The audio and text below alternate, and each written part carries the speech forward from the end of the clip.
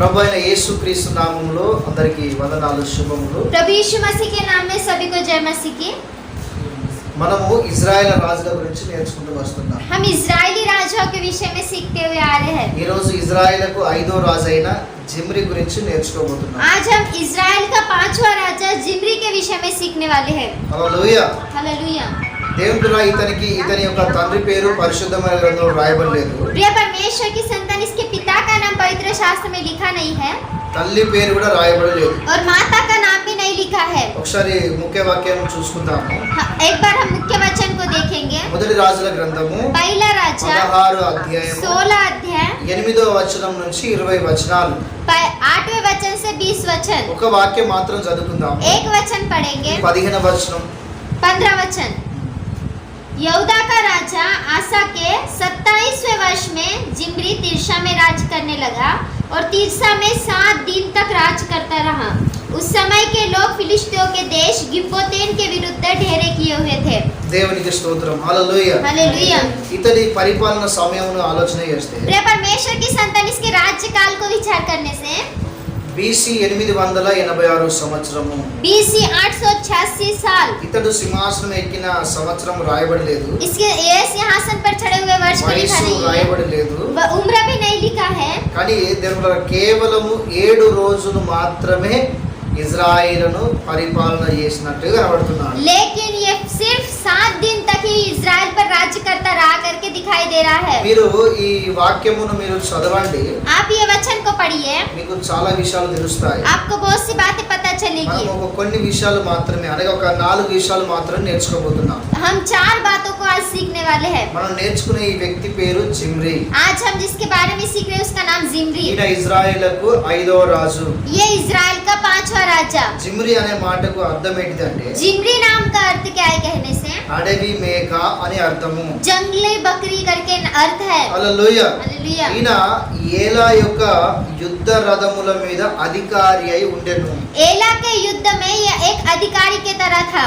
సైన్యము మీద అధికారిగా ఉన్న వ్యక్తి ఈయన। उनकी सेना पर ये अधिकारी के तरह दिखाई दे रहा है। దేవుడారా ఈ యొక్క జిమ్రీ ప్రజలను పరిపాలించాలి, రాజుగా అవ్వాలి అని చెప్పేసి प्रिय परमेश्वर की संतान, जिम्री राजा बनना है, लोगों को राज्य करना चाहिए करके ఇతనికి ఫస్ట్ నుంచే ఆలోచన వస్తూ వచ్చిందట। इससे पहले से ऐसे विचार आते हुए आया। సైన్యముల మీద ఆ యొక్క సేనల మీద అధికారిగా ఉన్నాడు। ये सेना के ऊपर अधिकारी है। ఈయన అవకాశాలు చూస్తున్నాడు। ये अवसर को देख रहा है। నాకు ఈ యొక్క ఏలా ఎక్కడ దొరుకుతాడో అతన్ని చంపుతాను అని చెప్పేసి एला मुझे कहाँ मिलेगा, मैं कब उसे मार डालू करके కుట్ర చేసి అతన్ని చంపి అతనికి మారుగా ఈయన రాజు అయ్యాడు। उसके विषय में विद्रोह करके उसके बदले में ये राजा हुआ। కేవలము 7 దినములు మాత్రమే ఈయన పరిపాలన చేశాడు। केवल ये 7 दिन तक ही राज्य करता रहा। 7 దినములు చేశాడు గాని 7 दिन किया, लेकिन ఈయన మారలేదు, ये नहीं बदला ఎవరికి మార్పు తెలియదు। और किसी के अंदर बदलाव नहीं लाया ఈయన ద్వారా రాజ్యములో ఎలాంటి ప్రయోజనం కూడా और కలగలేదు। इसके द्वारा राज्य में किसी तरह की भी भलाई नहीं हुई రాజ్యంలో ఉన్న విగ్రహాలను కూడా ఈయన తీసివేయలేదు। और राज्य में जो मूर्तियां थे उसे भी ये नहीं निकाल डाला। రాజ్యంలో ఎలాంటి మంచితనం కూడా చేయలేదు। राज्य में किसी भी अच्छी भलाई को भी नहीं किया। దేవులారా ఈయన కూడా దుష్టుడు అని దేవుని వాక్యం సెలవిస్తున్నది। प्रिय परमेश्वर की संतान, ये भी दुष्ट है करके परमेश्वर का वचन कहता है। హల్లెలూయా। हालेलुया। యారోబాము, यारोबाम, బాయేషా, बाएशा, ఏలా एला, వీళ్ళు ఏదైతే పాపము చేశారో इन्होंने जो पाप किए, వీళ్ళు దేవుని దృష్టికి ఎంత ఘోరమైన పాపము ఏదైతే చేశారో ये परमेश्वर की दृष्टि में कितनी गंभीर पाप किए थे, ఈయన కూడా అదే పాపము చేసుకుంటూ వచ్చిండు। ये भी उसी प्रकार के पाप करते आया। హల్లెలూయా। हालेलुया। ఒక విధంగా ఆలోచన చేస్తే एक प्रकार से विचार करने से దేవుడు ఈయన కూడా గొప్ప నీతిమంతుడిగా అన్నట్టుగా తను తాను తన నీతిని ఎంచుకుంటూ వచ్చాడు, ఇతరుల పాపము చూపిస్తూ। प्रिय परमेश्वर की संतान, ये बहुत धर्मी है करके अपने आप को दिखाते हुए दूसरों को, दूसरे के पापों को दिखाते हुए आया। ఇతరులకు తీర్పు తీరుస్తూ వస్తున్నాడు। दूसरों को दिखाते हुए आ रहा है। ఎందుకు రాజుగా రాజసింహాసనం మీద నిలబడ్డాడు గనక। क्यों कहने से ये राजा की तरह राज सिंहासन पर बैठा है। వాస్తవానికి ఇతరులో మంచితనం లేదు। वास्तव में इसके अंदर अच्छाई नहीं है। వాక్యము ఏమని సెలవిస్తున్నది అంటే इसके द्वारा वचन क्या कहते हैं कहने से? రోమీలకు రాసిన పత్రిక रोमियो 2వ అధ్యాయం 2 अध्याय మొదటి వచనం చదివితే पहला वचन पढ़ने से అక్కడ వాక్యం సెలవిస్తున్నది, वहाँ पर वचन कहता है, తీర్పు తీర్చు మనుష్యుడా నీవెవడవైనను సరే నిరుత్తరుడవై ఉన్నావు, దేని విషయంలో ఎదుటి వానికి తీర్పు తీర్చున్నావో దాని విషయంలో నీవే నేరస్తుడు వాని తీర్పు తీర్చుకొనిచున్నావు. ఎలా అనగా తీర్పు తీర్చు నీవును అట్టి కార్యములు చేయుచున్నావు కావా అని దేవుని వాక్యం సెలవిస్తున్నది. अतः हे दोष लगाने वाले तू कोई क्यों ना हो, तू निरुत्तर है, क्योंकि जिस बात में तू दूसरे पर दोष लगाता है उसी बात में अपने आप को भी दोषी ठहराता है, इसलिए कि तू जो दोष लगाता है वह स्वयं ही वह काम करता है. హల్లెలూయా. हालेलुया. నీవు అలాంటి వాడవే అని దేవుని వాక్యం సెలవిస్తున్నది. तू भी वैसा ही करके वचन कहता है. రాజసింహాసనం మీద ఉన్నాడు, ये राज सिंहासन पर है, తీర్పు తీరుస్తున్నాడు, न्याय चुका रहा है, కానీ అది అన్యాయపు తీర్పు. लेकिन वो अन्याय की न्याय है. ఒక విధంగా ఆలోచన చేస్తే एक प्रकार से विचार करने से దేవుని బిడ్డలారా దేవుడు తీర్పు తీర్చాలి. प्रिय परमेश्वर की संतान, परमेश्वर न्याय चुकाना है. ఎవరిని కూడా మనం దూషించకూడదు, किसी को भी हमें दोष नहीं देना है, ఎవరిని కూడా మనం తీర్పు తీర్చకూడదు. दूसरों की हमें न्याय नहीं करना है. యేసు ప్రభు దీని గురించి ఏమన్నాడు అంటే यीशु मसीह इसके बारे में क्या कहते हैं कहने से ప్రతిది కూడా దేవుని చేతికి అప్పగించాలి. सारी बातों को परमेश्वर के हाथ में सौंपना है. ఎందుకు అంటే తీర్పు తీర్చేవాడు ఆయన మాత్రమే గనుక क्यों कहने से न्याय चुकाने वाला वही है. మనము తీర్పు తీర్చకూడదు, हमें न्याय नहीं चुकाना है, మనము తీర్పు తీర్చకూడదు. हमें न्याय नहीं चुकाना है. మన జీవితమును మనము సరి చేసుకుంటూ ప్రతి విషయం కూడా దేవుని చేతులకు అప్పగించుకుంటూ నమ్మకంగా ముందుకు సాగాలి. हमारे जीवन को अच्छा करते हुए हर एक बात परमेश्वर के हाथ में देकर अच्छी रीति से चलना है. హల్లెలూయా. हालेलुया. ఈ విషయాన్ని ఇక్కడ మనకు ప్రభు జ్ఞాపకం చేస్తున్నాడు. ये बातों को प्रभु यहाँ पर हमें याद दिला रहे हैं. రెండో విషయం ఏమిటి అంటే दूसरी बात क्या है कहने से దేవుని బిడ్డలారా, प्रिय परमेश्वर की ఈ संतान, యొక్క జిమ్రి అనే పేరుకు అర్థం ఏంటిది అంటే तो ये जिम्री नाम का अर्थ क्या है कहने से అడవి మేక అని అర్థము. जंगली बकरी करके, మేక. बकरी. దేవుళ్ళ నిజంగా పేరుకు తగినట్టుగా ఈయన స్వభావం కూడా మేకలో ఉన్న స్వభావం ఇతనికి ఉన్నట్టుగా వాక్యం సెలవిస్తున్నది. प्रिय परमेश्वर की संतान, इसके नाम की तरह ही इसका स्वभाव भी बकरी के अंदर ही है करके हम देख सकते हैं. మేకలో ఉన్న స్వభావం ఇతనిలో కనబడుతున్నది. बकरी के अंदर भी ऐसे ही स्वभाव हम देख सकते हैं. హల్లెలూయా. हालेलुया. అందుకే కావచ్చు इसीलिए ही దేవుళ్ళ ఇతని స్వభావం కూడా మనం ఇతని రాజ్యంలో ఈయన పరిపాలన స్వభావాన్ని క్రియలతో అన్ని విధాలుగా ఈ లక్షణాలు మనం చూడగలం. प्रिय परमेश्वर की संतान, इसके स्वभाव द्वारा, इसके लक्षणों के द्वारा, इसके गुणों के द्वारा ये सारे स्वभाव को हम देख सकते हैं. మరి మేక ఎలా ఉంటుంది, तो बकरी कैसे रहती దాని है, స్వభావం ఏంటిది तो उसका स्वभाव क्या है. మనం ఆలోచన చేస్తే हम विचार करने से మేక बकरी దేవుని బిడ్డలారా నడిపించవలసిన మనం ఏ మార్గమును అయితే నడిపిస్తామో ఆ మార్గం నడవకుండా అది ఇష్టమైన మార్గంలో నడుస్తుంది మేక. जिस मार्ग पे उसे चलना चाहिए उस मार्ग पे नहीं चलते हुए अपनी मर्जी से अपने मार्ग पे चलने वाली बकरी रहती है. ఆ సొంత ఉద్దేశాలు సొంత ఇష్టాలు అనేవి ఉంటాయి. खुद के उद्देश्य और खुद की इच्छाएं उसे रहती है. అది మేక స్వభావం. ये बकरी का स्वभाव है. రెండవది दूसरी बात, దేవుని బిడ్డలారా చిగురించిన ఆకులు ఎక్కడెక్కడైతే పచ్చగా ఉన్న ఆకులు కనబడతాయో ఒక్క ఆకు లేకుండా కడుగ కూడా తింటాయి. जहाँ पर हरे हरे पत्ते दिखते हैं वो पत्ते को देखकर उसे पेट भर खाते हैं. హల్లెలూయా. हालेलुया. హల్లెలూయా. हालेलुया. గొర్రె ఎట్లా ఉంటుంది అంటే సున్నితంగా ఉంటుంది, भेड़ कैसे रहता कहने से वो बहुत नम्र रहता, కానీ మేక అట్లా ఉండదు. लेकिन बकरी वैसे नहीं అది रहती, బాగా హుషారుగా ఉంటది. वो बहुत ही होशियार रहती. ఆ చెట్టుకున్న పచ్చ ఆకులు మొత్తము అది తినేస్తది. पेड़ को जो हरे हरे पत्ते रहते वो सारे खा डालती. ఆకులు తినడం ద్వారా ఏమవుతుంది అంటే पत्ते खाने के द्वारा क्या होता है कहने से దేవుని చెట్టు అనేది ఎదగదు. प्रिय परमेश्वर की संतान, पेड़ नहीं बढ़ता. చెట్టు ఎలా ఎదుగుతుంది అంటే ఆకుల ద్వారానే ఎదుగుతుంది. पेड़ कैसे बढ़ता कहने से पत्तों के द्वारा ही बढ़ता. అయితే ఇది ఆకులు తినడం ద్వారా तो ये पत्ते खाने के द्वारा చెట్టు ఎదగడం లేదు, అది అక్కడనే ఆగిపోతున్నది. पेड़ नहीं बढ़ रहा है लेकिन वो वहीं पर है. హల్లెలూయా. हालेलुया. చాలా మందికి మేక స్వభావాలు ఉంటాయి. बहुत से लोगों के ये बकरे का स्वभाव रहते हैं. మేకలో ఉన్న సొంత ఇష్టాలు ఎలా అవుతున్నాయో సొంత స్వభావాలు అలాంటి స్వభావాలు ఉంటాయి. बकरी के अंदर खुद की इच्छा जैसे, खुद के स्वभाव जैसे, वैसे उसके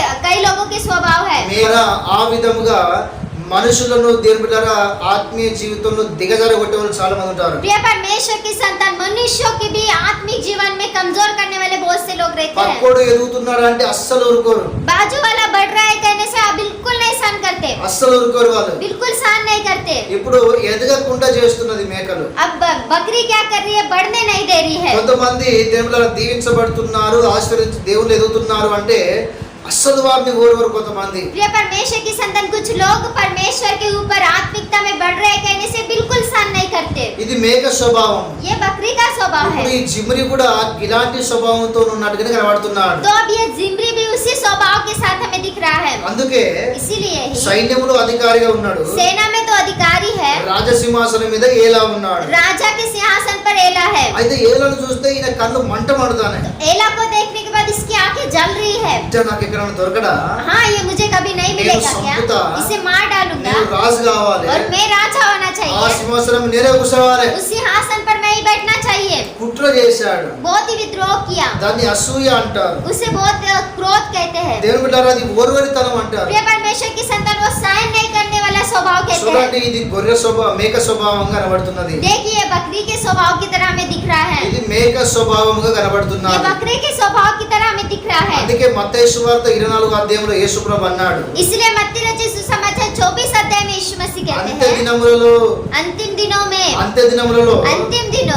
గొర్రెల నుంచి దేవుని బిడ్డలారా మేకలు వేరు చేయబడతాయి. भेड़ों में से बकरियां अलग की जाएगी, వేరు చేయబడతాయి. अलग की जाएगी। యేసు ప్రభు వస్తున్నప్పుడు, यीशु मसीह आने के యేసు समय, ప్రభు ఈ లోకానికి వచ్చినప్పుడు यीशु मसीह संसार में आने के ఆయన बाद మేక స్వభావం, గొర్రె స్వభావం కలిగిన వారిని తీసుకొని వెళ్తాడు. वो भेड़ के स्वभाव के वालों को ले जाता है, మేక స్వభావం కలిగిన వారు విడబడతారు. बकरी के स्वभाव के वाले यहीं पर रह जाते గొర్రెల हैं। నుంచి మేకలు వేరు చేయబడతాయి. भेड़ों में से बकरियां अलग की जाएगी। వెలుగు నుంచి చీకటి ఎలా అయితే వేరు చేయబడిందో, अंधियारे में से उजियाला कैसे अलग किया गया, అవిశ్వాసము కలిగిన ఈ లోకం నుంచి విశ్వాసులు ఎలా అయితే వేరు చేయబడ్డారు, अविश्वासी के जगत से विश्वासी लोग कैसे अलग किए गए। దేవుని బిడ్డలారా, గొర్రెల నుంచి మేకలు వేరు చేయబడతాయి. प्रिय परमेश्वर की संतान, भेड़ों में से बकरियां अलग की जाएगी। హల్లెలూయా. हालेलुया। ఆ యొక్క గొర్రె స్వభావం కలిగిన వారిని దేవుడు పరలోకం తీసుకొని वो వెళ్తాడు. एक भेड़ की स्वभाव के वालों के इस स्वर्ग में ले जाते हैं। మరి మనం ఏ విధంగా ఉన్నాం? तो हम किस प्रकार से हैं? గొర్రె స్వభావం నీలో ఉన్నదా? भेड़ की स्वभाव है, మేక స్వభావం నీకున్నదా? ये बकरी की स्वभाव है। బైబిల్లో రాయబడింది, बाइबल में लिखा యోహాను है, సువార్త 10వ అధ్యాయంలో, यूहन्ना रचित सुसमाचार 10 నేను अध्याय, గొర్రెలకు మంచి కాపరిని అన్నాడు గాని मैं भेड़ों का अच्छा चरवाहू कहा, लेकिन మేకలకు కాపరి అని యేసుప్రభు చెప్పలేదు. बकरियों का चरवाहू करके नहीं ఎందుకు? कहा। क्यों?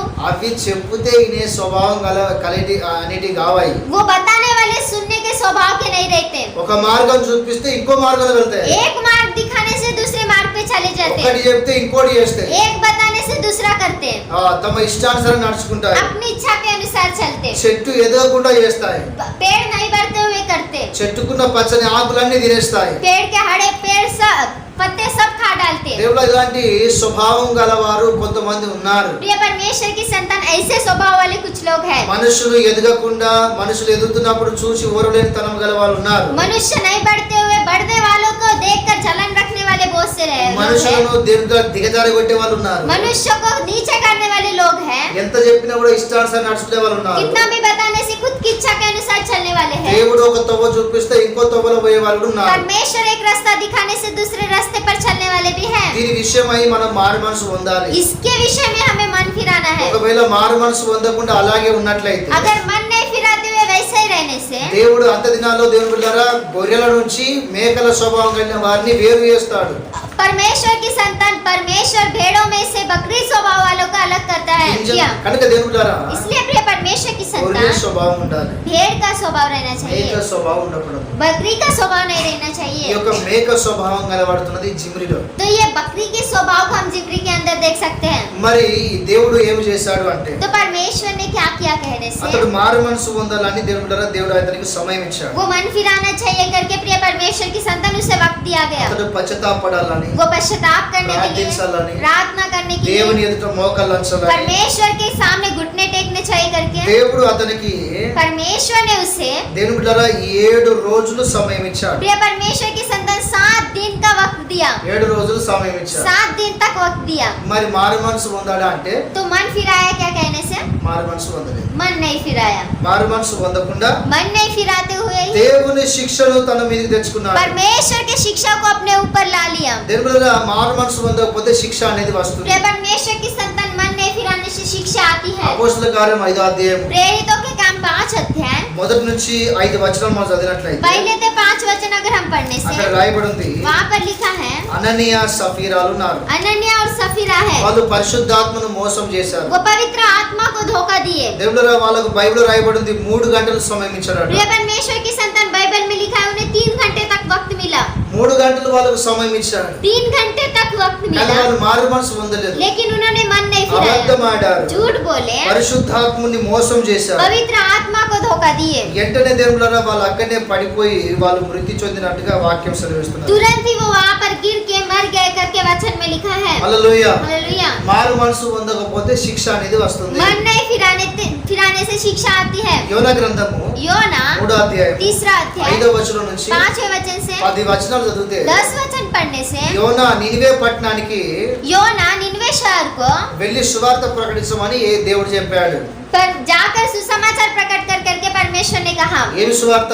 क्या మారు सुसमाचार? మనసు పొందండి. मन फिराओ। మారు మనసు పొందకపోతే దేవుని శిక్ష వస్తుంది. मन नहीं फिराने से परमेश्वर की शिक्षा आएगी। దేవుడు 40 దినాల వరకు టైం ఇచ్చాడు. परमेश्वर 40 दिन तक उन्हें वक्त दिए। 40 దినములు సమయం ఇచ్చాడు. 40 दिन का वक्त मिला। దేవుళ్ళరా వాళ్ళు మారు మనసు పొందారు. प्रिय परमेश्वर की संतान, उन्होंने मन फिराया। దేవుని శిక్ష నుంచి తప్పించబడ్డారు. परमेश्वर की शिक्षा से वो बचा लिए गए। దేవుని శిక్ష నుంచి తప్పించబడ్డారు. परमेश्वर की शिक्षा से बचाए गए। హల్లెలూయా. हालेलुया। చూడండి ఇక్కడ దేవుని కార్యం మనకు కనబడుతున్నారు. देखिए यहाँ पर परमेश्वर की कार्य यहाँ पर दिख रहे కానీ हैं। జిమ్రికి 7 దినాలు ఇచ్చినా కూడా लेकिन जिम्री को 7 दिन मिलने से మారు भी మనసు పొందలేదు. मन नहीं फिराया। ఇప్పుడు ఏం జరిగింది అంటే तब क्या हुआ कहने से ఇజ్రాయెలుకు ఒక విషయం తెలిసింది. इजराइल को एक बात पता चली। ఈయన వాస్తవానికి ఏలా రాజుగా ఉన్నప్పుడు वास्तव में एला राजा जब था అప్పుడు ఈయన ఒక సైన్యం మీద ఈయన అధిపతిగా ఉండేది. तब ये एक सेना पर अधिपति था। ఈయనే సొంతంగా కుట్ర చేసి ये खुद विद्रोह करके ఆ యొక్క ఏలా రాజును చంపాడు అని చెప్పేసి वो एला राजा को मार डाला करके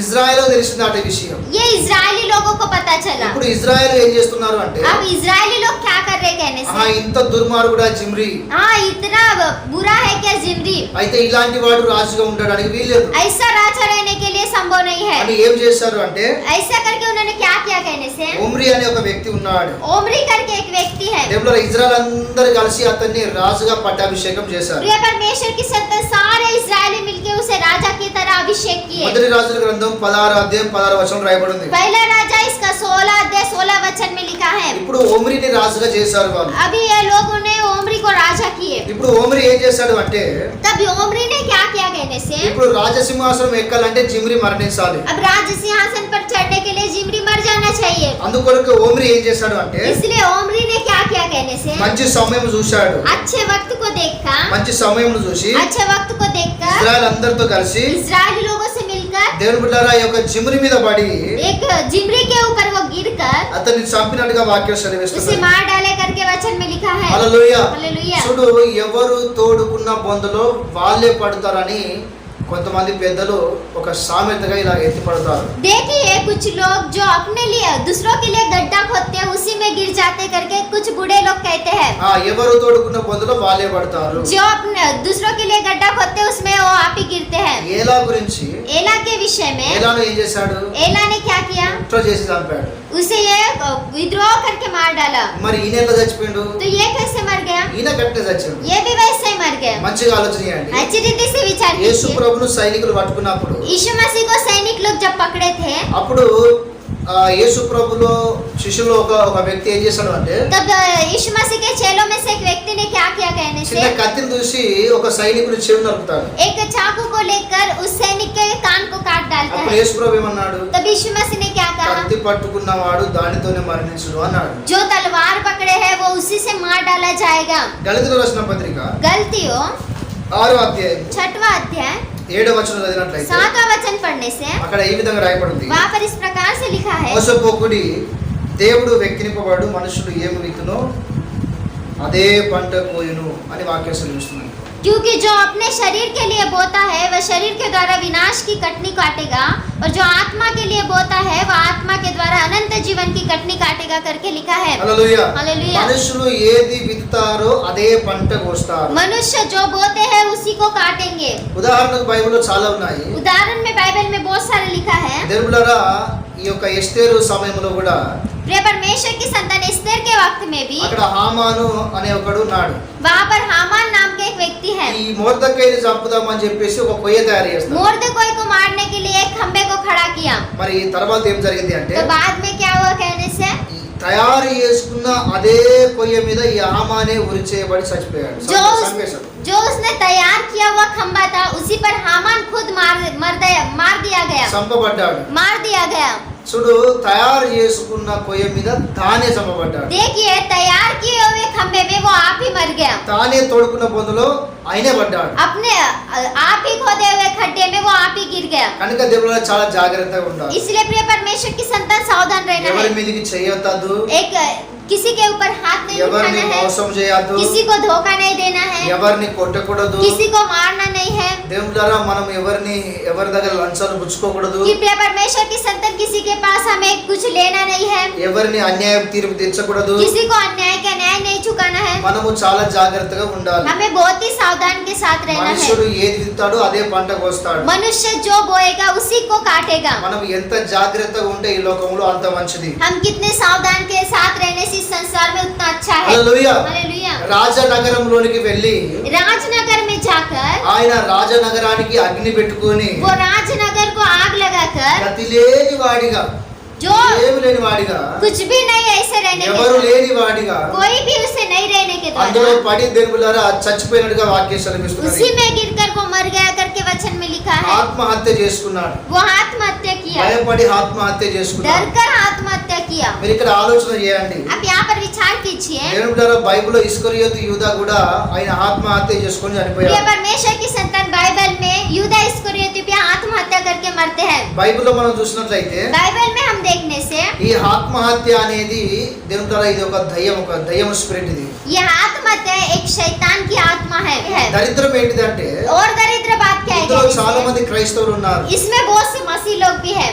దేవుడు వాక్యం తెలిసి దేవుని నమ్ముకొని సత్యం తెలుసుకుని కూడా ఇలాంటి తప్పుడు పనులు చేస్తున్నారు. प्रिय परमेश्वर की संतान वचन जानकर परमेश्वर को जानकर भी ऐसे गलतियां कर रहे हैं। వాక్యానికి విరోధం. ये वचन के विरोध में है। ఇలాంటి వాళ్ళు దేవుని రాజ్యానికి వెళ్ళరు. ऐसे लोग परमेश्वर के राज्य में नहीं ఇలాంటి जाएंगे। వారికి పరలోక రాజ్యంలో అసలు ప్లేస్ స్థానమే లేదు. ऐसे लोगों को स्वर्गीय राज्य में बिल्कुल स्थान नहीं है। హల్లెలూయా. हालेलुया। దేవుడారా ఇది వాస్తవానికి దేవుని వాక్యానికి విరోధమైన పని. प्रिय परमेश्वर की संतान ये वास्तव में परमेश्वर के विरोध का काम है। చాలా మంది ఇలాంటి పనులు చేస్తున్నారు. बहुत से लोग ऐसे काम करते हैं। నన్ను ఒక ఫలానా స్త్రీ మోసం చేసింది అని ఇలా చేసుకుంటున్నారు. मुझे एक स्त्री ने धोखा दिया करके ऐसे करते हैं। చాలా మంది నన్ను మా బంధువులే నన్ను మోసం చేశారు అని చెప్పేసి ఇలా చేసుకునే వాళ్ళు ఉన్నారు. कुछ लोग मेरे अपने ही मुझे धोखा दिए करके ऐसे करने वाले हैं। దేవులారా నా భర్త నన్ను మోసం చేశాడు అని చెప్పేసి చనిపోయిన వాళ్ళు ఉన్నారు. प्रिय परमेश्वर की संतान मेरे पति ने मुझे धोखा दिया करके मरे हुए भी बहुत से నన్ను लोग हैं। అందరు విడిచిపెట్టి వెళ్ళారు, నాకు ఎవరు లేరు అని చెప్పేసి తమ్ముడు తామే అలా చంపుకునే వాళ్ళు ఉన్నారు. मुझे सभी लोग छोड़ के चले गए, मुझे अभी कोई नहीं है करके अपने आप को मार दिए हुए लोग भी बहुत हैं। పంటలో ఫలం రాలేదు అని చెప్పేసి చచ్చిపోయిన వాళ్ళు ఉన్నారు. अपनी खेत में फल नहीं उगा करके मरे हुए बहुत से लोग हैं। అప్పులు చేసి డబ్బులు కట్టకుండా తిప్పల పడి చనిపోయిన వాళ్ళు ఉన్నారు. कर्ज को लेकर उसे नहीं बांधते हुए मरे हुए भी बहुत से लोग हैं। ఇలా నానా రకాలుగా దేవులారా దయ్యము ఆత్మ కలిగి చనిపోయిన వాళ్ళు చాలా మంది ఉన్నారు. ऐसे अनेक प्रकार के शैतान की आत्मा के द्वारा मरे हुए बहुत से लोग हैं। ఇవి దయ్యము ఆత్మ ఇలా చేస్తున్నది. ये शैतान की आत्मा ऐसी करती है। ఎక్కువ శాతము बहुत सी बार పురుషుడు అంటున్నాడు స్త్రీ మోసం చేసింది అని. पुरुष कहता है स्त्री ने धोखा दिया, ఇప్పుడు స్త్రీ అంటున్నది పురుషుడు మోసం नहीं చేశాడు. तो स्त्री कहती है पुरुष धोखा दिया। ఇలా ఒకరినొకరు మోసం చేసుకుంటూ ఎవరో నన్ను మోసం చేశారని చనిపోయిన వాళ్ళు చాలా మంది ऐसे ఉన్నారు. एक दूसरे को धोखा देते हुए किसी ने मुझे धोखा दिया करके मरने वाले भी बहुत से लोग हैं। సూసైడ్ స్పిరిట్ ఆత్మహత్య అనేది దురాత్మ అనేది పనిచేస్తున్నది. आत्महत्या ये काम कर रही है। ఈ విషయంలో మనం చాలా జాగ్రత్త కలిగి ఉండాలి. ये बातों में हमें बहुत ही सावधान के साथ रहना దేవుడు है। మనల్ని సృష్టించాడు, परमेश्वर ने हमें बनाया, మనల్ని పుట్టించిన వాడు ఆయనే, हमें जन्म दिया हुआ वही है మనల్ని తీసుకుపోయేది కూడా ఆయనే. और हमें ले जाने वाला भी वही है। ఆయన తీసుకోక ముందు वो नहीं ले जाने से पहले మనల్ని మనం ఏమి చేసుకోకూడదు. अपने आप को हमें कुछ भी नहीं करना है। దాన్ని హత్య అంటారు. उसे हत्या कहते हैं। అది వాక్యానికి విరుద్ధం. वो वचन के विरोध में है। ఆత్మహత్య చేసుకోకూడదు, आत्महत्या नहीं करना है, అది పాపము. वो पाप है। ఇలాంటి వారు దేవుని రాజ్యానికి వెళ్ళరు. ऐसे लोग परमेश्वर के राज्य में नहीं जाएंगे। హల్లెలూయా. हालेलुया। ఈ 4 విషయాలు ప్రభు మనతో ये మాట్లాడుతున్నారు. 4 बातों के द्वारा प्रभु हमसे कह रहे ఈ हैं। విధంగా దేవుడు జిమ్రీ యొక్క జీవితం అంతమైపోయింది. प्रिय परमेश्वर की संतान, इस प्रकार से जिम्री का जीवन खत्म होता है। మొట్టమొదటిగా सबसे पहला ఇతరులకు తీర్పు తీర్చకూడదు.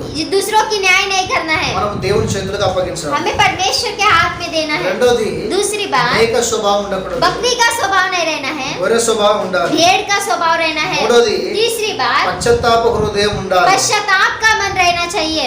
దేవుడు ఇచ్చిన సమయంలో మనము దేవుని కొరకు మంచిగా వాడుకోవాలి, మారు మనసు పొందాలి. परमेश्वर ने जो वक्त दिया उसे हमें परमेश्वर के लिए इस्तेमाल करना है। నాలుగోది चौथी बात, ఆత్మహత్య చేసుకోకూడదు. आत्महत्या नहीं करना है। ఎంత పరిస్థితి వచ్చినా కూడా कितने भी परिस्थिति आने दो, దేవుడు ఆత్మహత్య प्रिय చేసుకోకూడదు. परमेश्वर की संतान आत्महत्या नहीं करनी है। దేవుని మీద మనము భారం వేయాలి. परमेश्वर के ऊपर अपने बोझ को అది डालना है। ఎంత భారమైనా కూడా పర్లేదు. वो कितना भी बोझ रहने दो, అది ఎంత కష్టమైనా, वो कितना भी कष्ट ఎన్ని रहने శ్రమలైనా, दो, कितने भी बाधा रहने दो, ఎంతమంది విరోధులున్నా, कितने भी विरोधी लोग रहने ఎన్ని दो, ప్రాబ్లమ్స్ ఉన్నా, कितने भी प्रॉब्लम्स आने दो, కీర్తన 55 అధ్యాయము भजन संहिता इसका 55 अध्याय 22వ వచనం ప్రకారం 22 वचन के अनुसार సమస్త భారాన్ని దేవుని మీద వేయాలి. सारे बोझ को परमेश्वर के ऊपर डालना है। దేవుడు మన జీవితంలో కార్యం చేస్తాడు. परमेश्वर हमारे जीवन में कार्य దేవుడి करेंगे। మాటలు దీవించును గాక. परमेश्वर इन बातों को आशीष दे। ఆమేన్. आमीन।